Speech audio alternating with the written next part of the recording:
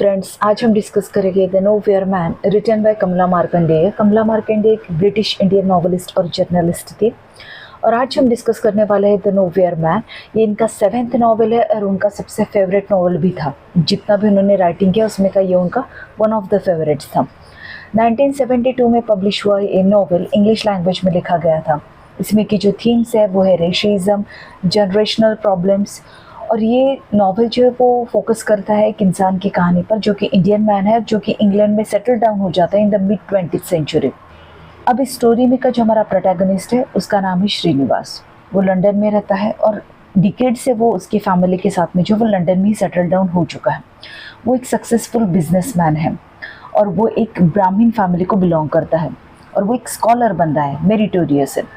जब वो अपनी जवानी में था तो वो एक छोटे से गांव में था सदर्न इंडिया में, प्री इंडिपेंडेंस के वक्त पर। जैसे उसकी पढ़ाई कंप्लीट हो जाती है वो बहुत ही ज़्यादा होशियार होता है, तो उसे फॉरेन जाने की जो है वो चांस मिलता है। तो उसके जाने से पहले जो उसकी शादी होती है एक ब्राह्मण गर्ल से जिसका नाम होता है वसंता। इसके बाद में उसे इंग्लैंड जाने का चांस मिलता है, तो श्रीनिवास जो है वो इंग्लैंड चला जाता है। कुछ समय बाद में वो अपनी वाइफ को भी जो है वो उधर बुला लेता है। वहाँ पर उनके 2 बेटे होते हैं, एक का नाम वो लक्ष्मण रखते हैं और दूसरे का नाम वो शेषु रखते हैं। अब वर्ल्ड वॉर सेकेंड से पहले जो है ये जो फैमिली है श्रीनिवास और वसंता की, ये एक घर खरीदते हैं साउथ लंदन में, जहाँ पर ये सेटल डाउन होते हैं। इनका जो बड़ा बेटा होता है लक्ष्मण, वो इंजीनियर बनता है ब्रिटिश आर्मी में, और शेषु जो है वो नेविगेटर के तौर पर काम करता है रॉयल एयरफोर्स में। अनफॉर्चुनेटली शेषु की जो है वो डेथ हो जाती है एक एम्बुलेंस एक्सीडेंट में, जिसके बाद में वसंता जो है वो काफ़ी शॉक में चली जाती है।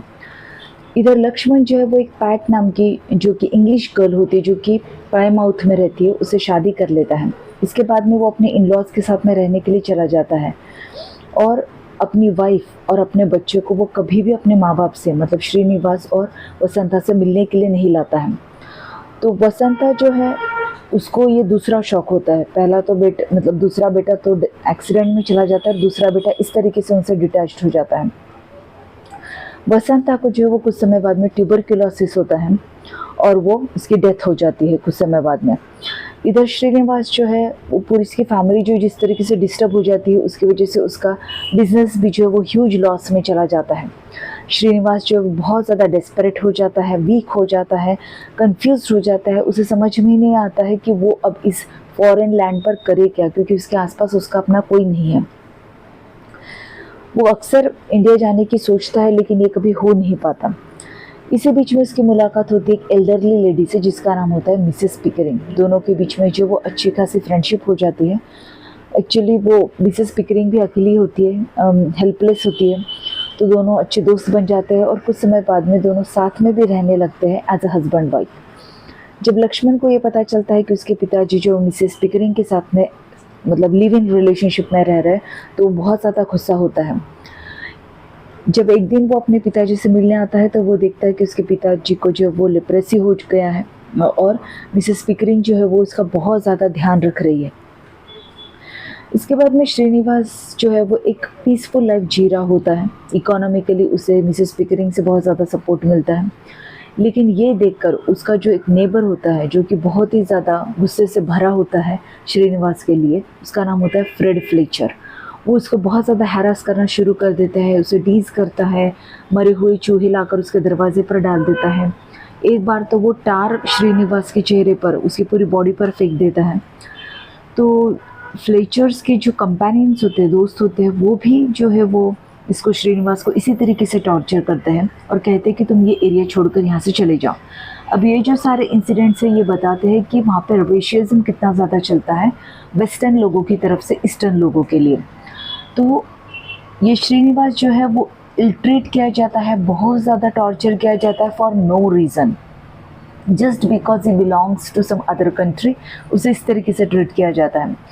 तो श्रीनिवास की जो वो मौत हो जाती है बहुत ही पैथेटिक सिचुएशन में। फ्लेचर जो है वो से ही सेट्स हिम ऑन फायर और इस तरीके से श्रीनिवास की जो है वो डेथ हो जाती है।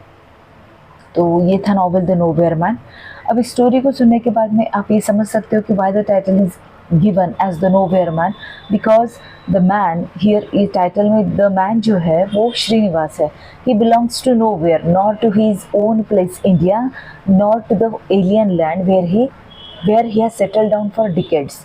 मतलब जिस धरती को छोड़कर वो दूसरे देश में आया था जहाँ उसने इतने साल बिताए अपनी ज़िंदगी के, वो भी उसे अपना नहीं पाती है और इसकी वजह से वो अपनी जो ओन कंट्री है इंडिया उससे भी बहुत ज़्यादा डिटैच फील करने लगता है. तो इसलिए the nowhere man because he doesn't belong to anywhere. तो ये थी नॉवल की समरी द नोवेयर मैन की. अगर आपको वीडियो किसी भी तरीके से हेल्पफुल होता है तो don't forget to subscribe to the channel, hit the like button and share the video.